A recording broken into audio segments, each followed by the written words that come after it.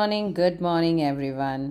വിനീസ് കിച്ചണിലേക്ക് എല്ലാവർക്കും സ്വാഗതം. അപ്പോൾ ഇന്ന് ഞാൻ എല്ലാം കൂടിയിട്ട് കമ്പൈൻ ചെയ്തിട്ടുള്ള ഒരു വ്ളോഗാണ് കാണിക്കാൻ പോകുന്നത്. രാവിലെ തന്നെ നമ്മുടെ തുളസി മഠത്തിൽ ഉള്ള തുളസി ദേവിയുടെ ആ ഒരു ക്ലീനിങ് പ്രോസസ്സാണ്. ഒരു 3 ദിവസം കൂടുമ്പോഴും കതിര് ഒരുപാട് വളരും. അപ്പോൾ അതെല്ലാം ക്ലീൻ ചെയ്ത് എടുക്കുന്ന പ്രോസസ്സാണ് ഇത്. ഞാൻ ഇൻസ്റ്റാഗ്രാമിൽ അന്നൊരു ദിവസം ഇട്ട സമയത്ത് ഒരുപാട് പേര് എൻ്റെ അടുത്ത് പറഞ്ഞു, ഇത് വന്നിട്ട് ആർട്ടിഫിഷ്യലാണ്, ഇത് പ്ലാന്റ് ആർട്ടിഫിഷ്യലായിട്ടുള്ള തുളസിയാണെന്നൊക്കെ. എനിക്കറിയില്ല ഇത് എവിടെ നിന്നാണ് ആർട്ടിഫിഷ്യലായിട്ടുള്ള രീതിയിൽ തോന്നുന്ന ആൾക്കാർക്ക് എന്നുള്ളത്. ശരി, എനിവേസ് അതിന് ക്ലാരിഫിക്കേഷൻ കൊടുക്കാൻ എനിക്ക് തീരെ താല്പര്യമില്ല. അപ്പോൾ ആൾക്കാർ വീട്ടിലേക്ക് വന്ന ആൾക്കാർക്കും അറിയാം, അല്ലാതെയും അറിയാം എത്രമാത്രം ഞാൻ സൂക്ഷിച്ചു വെക്കുന്ന ഒരു കാര്യമാണ് തുളസി ദേവിയുടെ ഇത് എന്നുള്ളത്. അത് നല്ല പോലെ മെയിൻറ്റെയിൻ ചെയ്ത് വരുന്നതുകൊണ്ട് നല്ല പോലെ വളരുന്നുമുണ്ട് ദേവിയുടെ അനുഗ്രഹം കൊണ്ട്. രാവിലത്തെ പൂജാ വിധികളെല്ലാം തന്നെ കഴിഞ്ഞു, എല്ലാം ഭംഗിയായിട്ട് എല്ലാ സംഭവങ്ങളും കഴിഞ്ഞു. ഇനി നിങ്ങൾക്ക് ഞാൻ കാണിച്ചു തരാൻ പോകുന്നത് ഒരു അടിപൊളിയായിട്ടുള്ള ഒരു ബിരിയാണിയുടെ റെസിപ്പിയാണ്. കാളാൻ ബിരിയാണി മെസ് സ്റ്റൈലിലാണ് കാണിക്കുന്നത്. മെസ് ബിരിയാണിയൊക്കെ സൂപ്പർ ടേസ്റ്റ് ആയിരിക്കും. അപ്പോൾ വരൂ, സിമ്പിളായിട്ടുള്ളൊരു മഷ്റൂം ബിരിയാണി എങ്ങനെ ഉണ്ടാക്കാമെന്ന് കാണാം. എണ്ണ ഒഴിച്ചിട്ടുണ്ട്, കുക്കറിലാണ് ഉണ്ടാക്കുന്നത്. പട്ട, ഗ്രാമ്പ്, ഏലക്ക അതൊക്കെ ഇട്ട് കൊടുക്കുക. എന്നിട്ട് ഒരു 5-6 സവോള നീളത്തിൽ കീറിയത്, നീളത്തിൽ മുറിച്ചത് ഇട്ട് കൊടുക്കുക. ഇനി നമുക്ക് വെളുത്തുള്ളി, ഇഞ്ചി, പച്ചമുളക്, മല്ലിയില, പുതിനയില, പെരിഞ്ജീരകം ഇതെല്ലാം കൂടിയിട്ട് നന്നായിട്ട് മഷി പോലെ അരച്ച് അവിടെ മാറ്റി വയ്ക്കുക. ഇനി നമ്മുടെ സവോളയിലേക്ക് ഒരു തക്കാളി, വലിയ തക്കാളിയാണ് ഇട്ടിരിക്കുന്നത്, അതും കൂടി ഇട്ടിട്ട് നല്ല പോലെ ഒന്ന് വഴറ്റി കൊടുക്കുക. കുക്കറിൽ വേണമെങ്കിൽ വെക്കുക, അല്ല സാധാരണ പാത്രത്തിൽ വേണമെങ്കിലും വെക്കുക. എനിക്ക് എപ്പോഴും എളുപ്പം കുക്കറിലാണ്, അതുകൊണ്ടാണ് ഞാൻ കുക്കറിൽ വെക്കുന്നത്. ഇനി നമ്മൾ ഇതിലേക്ക് ആവശ്യത്തിനുള്ള ഉപ്പിട്ട് കൊടുക്കേണ്ടത്. കുറേ ഉപ്പിട്ടു എന്ന് വിചാരിക്കേണ്ട, ഇതെല്ലാത്തിനും കൂടിയിട്ടുള്ള ഉപ്പാണ്. ഓക്കെ, നന്നായിട്ടൊന്ന് വഴറ്റി കൊടുക്കുക. ഇനി കുറച്ച് മല്ലിയിലയും കുറച്ച് പുതിനയിലയും നമ്മൾ ഇട്ട് കൊടുക്കുന്നുണ്ട്. എന്താ വെച്ചാൽ സ്റ്റേജ് ബൈ സ്റ്റേജ് ആയിട്ട് ഇട്ട് കൊടുത്താലേ അത് നന്നായിരിക്കുള്ളൂ. എന്നിട്ട് ഇത് നല്ല പോലെ ഒന്ന് വഴറ്റി കൊടുക്കുക. ഇതിലേക്ക് നമ്മൾ 2 മസാലപ്പൊടികൾ മാത്രമേ ഇടുന്നുള്ളൂ. അതായത് ഒന്ന് വന്നിട്ട് നമ്മൾ മുളക് പൊടി, പിന്നെ എന്താണ് പറയുക, മല്ലിപ്പൊടി, ഇതാണ് ഇടുന്നത്. ഇനി നമ്മൾ ചെയ്യാൻ പോകുന്നത് എന്താണെന്ന് വെച്ചാൽ നമ്മൾ അരച്ച് വെച്ചിട്ടുള്ള നമ്മുടെ പേസ്റ്റ് അതും കൂടി ഇട്ടിട്ട് നല്ല പോലെ ഒന്ന് മിക്സ് ചെയ്ത് കൊടുക്കുക. നല്ല പോലെ മിക്സ് ചെയ്ത് ആ പച്ചമണം നന്നായിട്ടൊന്ന് പോകണം. അതിന് വേണ്ടിയിട്ട് നല്ലോണം ഒന്ന് മിക്സ് ചെയ്യുക. ഇതിലേക്ക് ഞാൻ പറഞ്ഞ മാതിരി തന്നെ ഒരു 1/2 സ്പൂണോളം മുളക് പൊടി, 1/2 സ്പൂണോളം മല്ലിപ്പൊടി ഇട്ട് കൊടുത്തിട്ട് നല്ല പോലെ ഒന്ന് ഇളക്കി കൊടുത്തിട്ട് ആ ഒരു പച്ചമണമൊക്കെ പോയി ആ നല്ല ബിരിയാണിയുടെ മണം വരും കേട്ടോ. അതാണ് ഇതിൻ്റെ പ്രത്യേകത. ഇതിങ്ങോട്ട് ഒഴിക്കുമ്പോഴേക്കും തന്നെ അങ്ങോട്ട് എന്താ പറയുക, നമ്മൾ തലപ്പാക്കെട്ടി ദിണ്ടുക്കൽ ആ സ്റ്റൈലിലുള്ള ഒരു ബിരിയാണിയുടെയൊക്കെ മണം വരും. മെസ് സ്റ്റൈൽ ബിരിയാണി അതിൻ്റെ പ്രത്യേകത അതാണ്. ഓക്കെ, അപ്പോൾ നല്ല പോലെ ഒന്ന് ആക്കി കൊടുക്കുക. ഇനി നമ്മൾക്ക് മുറിച്ച് വെച്ചിരിക്കുന്ന ബട്ടൺ മഷ്റൂമാണ് എടുത്തിരിക്കുന്നത്.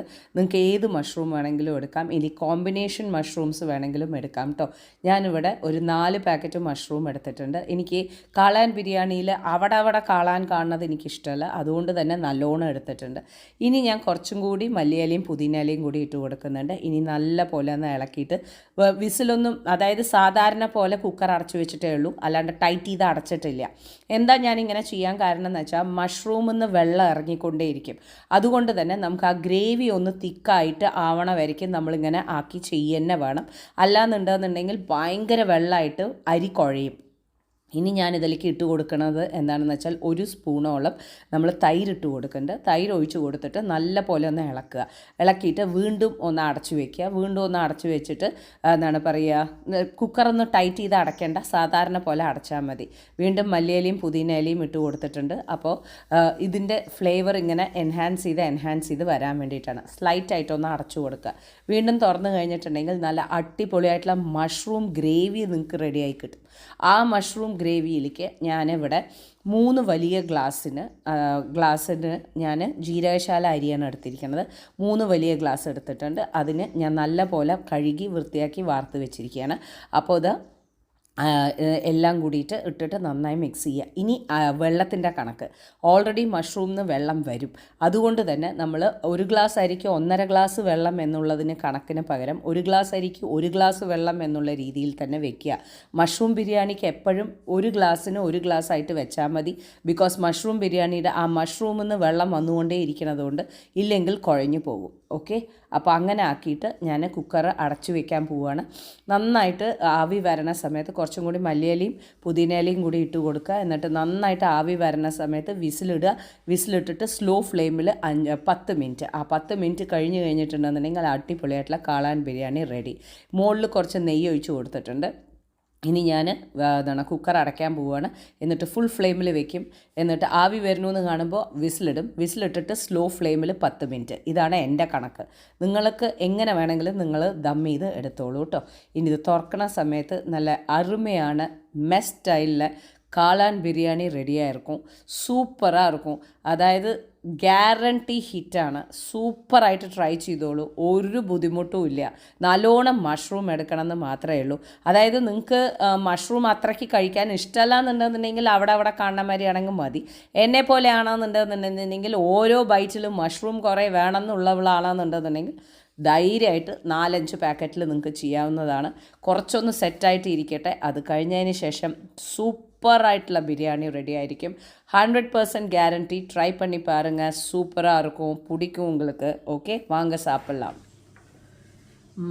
மணக்க தமிழ்நாடு ஸ்டைலில் காளான் பிரியாணி.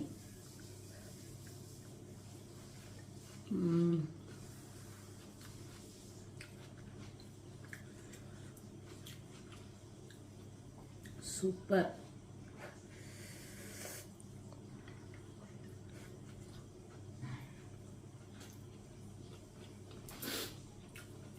പെർഫെക്റ്റ്. മഷ്റൂമിലൊക്കെ പിടിച്ചിട്ടുണ്ട്.